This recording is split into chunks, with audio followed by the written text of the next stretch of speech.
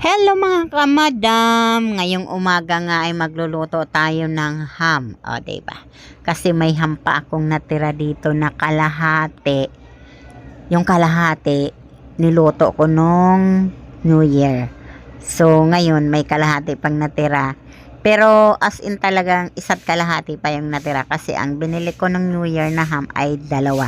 So, dahil 3 nga lang kami, so ang niluto ko ay kalahati lang. Kaya ngayon pagising ko sabi ko ay parang masarap mag ham. Kaya ayan niluto ko na. Kaya kain na tayo.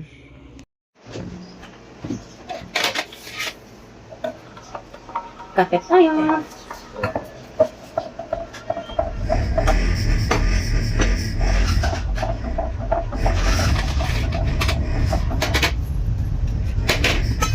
Lang sandok.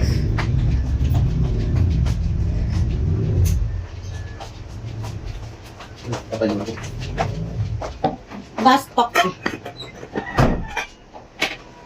Parang hindi pa rin naman ako gutom. Kaya ang oras na. Panangalian na pala ito, hindi na pala pa-almusal. Kasi ano, ang hali na. Nalibatan ang oras na kumain kagabi. Sarap no? Masarap na siya pa. Naprito kagabi kasi steam parang hindi masyado. Sarap naman. Your taste to. Sarap. Mas napil pa ang sarap ngayon na prito.